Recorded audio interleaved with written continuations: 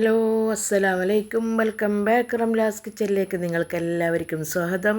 റംലാസ് കിച്ചണിൽ കുറച്ച് ദിവസമായി വീഡിയോ ഒക്കെ ഇട്ടിട്ട് കേട്ടോ. കുറച്ച് തിരക്കും കാര്യങ്ങളൊക്കെ ആയിരുന്നു. നല്ലൊരു ഷോപ്പൊക്കെ തുടങ്ങിയത് കൊണ്ട് കുറച്ച് തിരക്കാണ്, അതുകൊണ്ടാണ് കേട്ടോ. ഇന്ന് നല്ല അതിനേക്കാൾ നല്ല അടിപൊളിയായിട്ടുള്ള കുക്കറിൽ ഉണ്ടാക്കാൻ പറ്റുന്ന ഒരു അടിപൊളി ഈസി ആയിട്ടുള്ള ഒരു ബീഫ് മന്തിയും കൊണ്ടാണ് ഞാൻ വന്നിരിക്കുന്നത്. നല്ല സൂപ്പർ മന്തിയാണ്, അതിലേറെ നമുക്ക് ടൈം ലാഭിക്കാനുള്ള മന്തിയാണ്. എന്നാൽ ശരി, പെട്ടെന്ന് നമുക്ക് ഇതെങ്ങനെയാണ് ഉണ്ടാക്കിയിട്ടെന്ന് കണ്ടു നോക്കാം. അതിനു വേണ്ടി ഞാനൊരു കുക്കർ എടുത്തിട്ട് അടുപ്പത്ത് വെച്ചിട്ടുണ്ടായിരുന്നു. അതിലേക്ക് ഞാൻ ഒരു 3 ടേബിൾ സ്പൂണോളം ഇതുണ്ടല്ലോ ഒലിവ് ഓയിൽ, അതാണ് ചേർത്ത് കൊടുത്തിരിക്കുന്നത്. നിങ്ങൾക്ക് വേണമെങ്കിൽ സൺഫ്ലവറോ നെയ്യോ എന്താണ് ചേർത്ത് കൊടുക്കാം.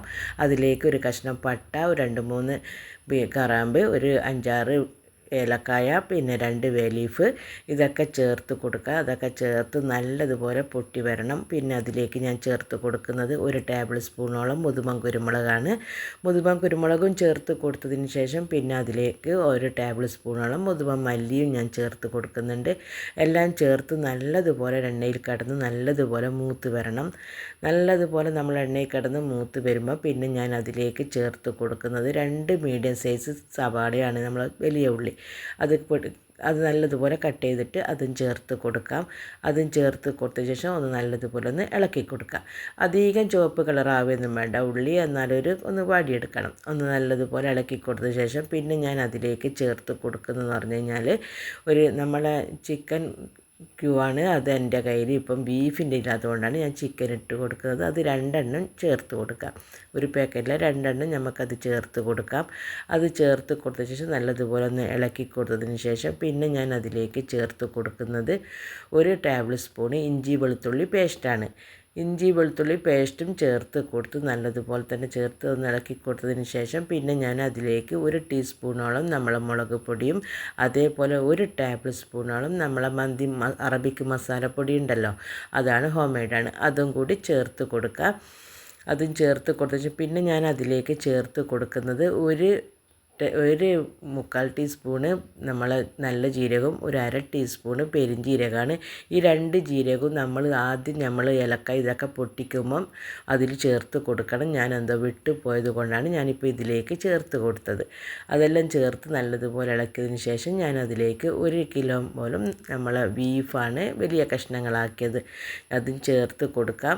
ബീഫും ചേർത്ത് കൊടുത്തതിന് ശേഷം ആവശ്യത്തിനുള്ള ഉപ്പ് ചേർത്ത്, ഉപ്പ് ഇടുമ്പോൾ ശ്രദ്ധിക്കുക, ഈ ചിക്കൻ ട്യൂബ്സിൽ ഉപ്പുണ്ടാവും, അത് ഉപ്പും ചേർത്ത് കൊടുത്തതിന് ശേഷം പിന്നെ ഞാൻ അതിലേക്ക് 1 മുറി ചെറുനാരങ്ങ നീരും ചേർത്ത് കൊടുത്ത് നല്ലതുപോലെ തന്നെ ഇതൊന്ന് ഇളക്കിയിട്ടെടുക്കണം.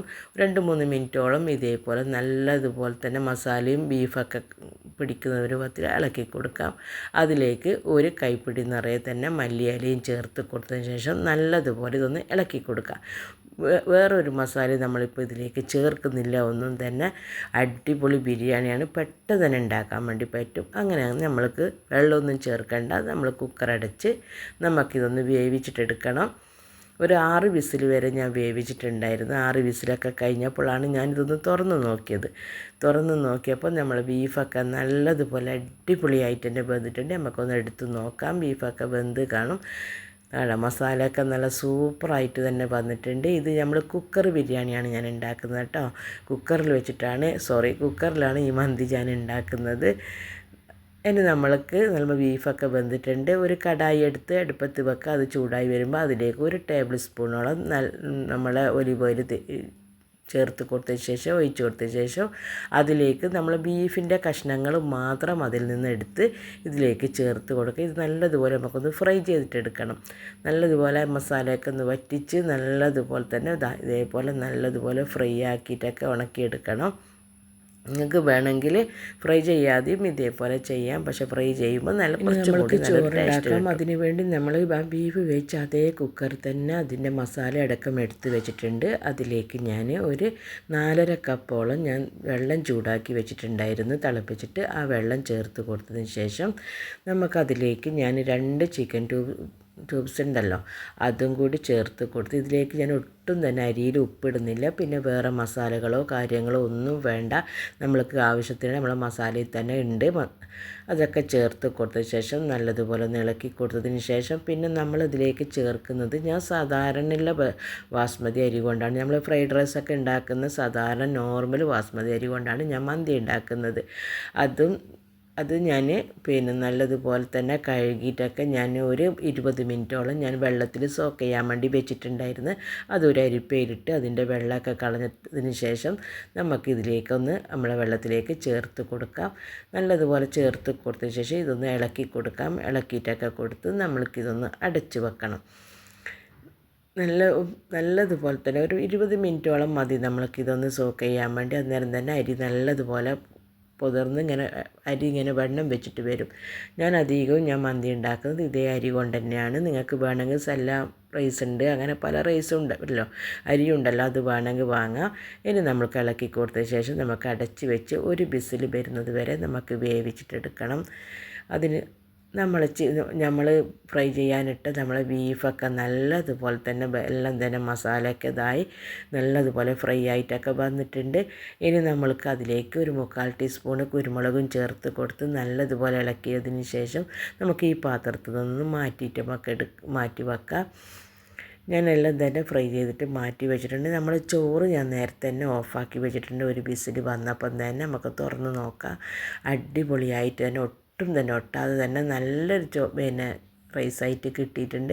ഇനി നമ്മൾക്ക് ഈ റൈസ് കംപ്ലീറ്റ് നമുക്ക് വേറൊരു പാത്രത്തിലേക്ക് മാറ്റി കൊടുക്കണം. നമ്മൾ ബീഫ് വേവിച്ച അതേ പാത്രത്തിൽ തന്നെയാണ് ഞാൻ മാറ്റി കൊടുക്കുന്നത്. എല്ലാ റൈസും നമുക്കിതിലേക്ക് മാറ്റി കൊടുക്കാം. നിങ്ങൾക്ക് കാണുമ്പം തന്നെ മനസ്സിലാവും നല്ല അടിപൊളിയായിട്ട് സിമ്പിളായിട്ട് ഈസി ആയിട്ട് ഉണ്ടാക്കാൻ പറ്റുന്ന കുക്കർ മന്തിയാണിത്. എല്ലാവരും ഇതൊന്ന് ഉണ്ടാക്കി നോക്കണം. നിങ്ങൾക്ക് ഉണ്ടാക്കി നോക്കിയിട്ട് എനിക്ക് ഉണ്ടാക്കി നോക്കിയതിന് ശേഷം വീഡിയോ ഇഷ്ടപ്പെട്ടാൽ നിങ്ങൾ എനിക്ക് ലൈക്കും തരണം, സപ്പോർട്ട് തരണം. അതേപോലെ തന്നെ സബ്സ്ക്രൈബ് ചെയ്തിട്ട് വീഡിയോ കാണാത്തവർ ഉണ്ടെങ്കിൽ അവർ സബ്സ്ക്രൈബ് ചെയ്ത് വീഡിയോ കാണാം. അതിൻ്റെ തൊട്ടടുത്തുള്ള ബെൽ ബട്ടനും കൂടി പ്രസ് ചെയ്യുക. അന്നെങ്കിൽ മാത്രം ഞാനിപ്പം വീഡിയോ ഇടുമ്പോൾ നിങ്ങൾക്ക് എല്ലാവർക്കും അതിൻ്റെ നോട്ടിഫിക്കേഷൻ എത്തും. എന്നാൽ ശരി, ഇത് ഞാനൊരു 5-10 മിനിറ്റോളം ഞാനിതൊന്ന് ആവി കയറ്റാൻ വേണ്ടി വെച്ചിട്ടുണ്ട്. ദമ്മിൽ വെച്ചിട്ടുണ്ടായിരുന്നു. നല്ലതുപോലെ തന്നെ നല്ല സെറ്റാക്കിയിട്ടൊക്കെ വെച്ചിട്ടുണ്ട്. ഇനി നമുക്കൊരു 10 മിനിറ്റോളം ഇതൊന്ന് അടച്ച് വെച്ചിട്ട് ആവി കയറ്റാം. ഒരു 10 മിനിറ്റ് മതി, അതിൻ്റെ അപ്പുറമൊന്നും വേണ്ട. അന്നേരം ചോറ് നല്ലതുപോലെ കുഴഞ്ഞു പോവും. ഞാൻ 10 മിനിറ്റൊക്കെ കഴിഞ്ഞപ്പോഴാണ് ഞാൻ തുറന്ന് നോക്കിയത്. കഴിക്കാൻ വേണ്ടി പോകുമ്പോഴാണ് നല്ല അടിപൊളിയായിട്ടുള്ള നമ്മളെ ബീഫ് മന്തി ഇവിടെ റെഡി ആയിട്ടുണ്ട്. ഞാനിതിൽ നിന്ന് കുറച്ചെടുത്തിട്ട് കഴിക്കട്ടെ കേട്ടോ. അത് കുറച്ച് തിരക്കുണ്ട്, അതാണ് പെട്ടെന്ന് തന്നെ ഞാൻ എടുത്ത് കഴിക്കുന്നത്. കടയിലേക്ക് പോകണം. കട തുറന്നത് ഓപ്പണാക്കിയത് കൊണ്ടാണ് ഇപ്പം വീഡിയോ ഒക്കെ ഇടാനൊക്കെ കുറച്ച് തിരക്കും കാര്യങ്ങളൊക്കെ ആയിപ്പോയി. ഇനി ഡെയിലി ഞാനൊരു വീഡിയോ ഇടാൻ വേണ്ടി നോക്കാം. നിങ്ങളുടെ സപ്പോർട്ട് മാത്രം മതി എനിക്ക്. നല്ലൊരു അടിപൊളിയായിട്ട് നല്ലോണം ബീഫൊക്കെ നല്ലതുപോലെ വെന്തിട്ടുണ്ട്. ഇനിയും നല്ലൊരു വീഡിയോ ആയിട്ട് തന്നെ ഞാൻ പെട്ടെന്ന് തന്നെ നിങ്ങളെ മുമ്പിലേക്ക് വരുമായിരിക്കും. എന്നാൽ ശരി, അസ്സലാമു അലൈക്കും. Thank you.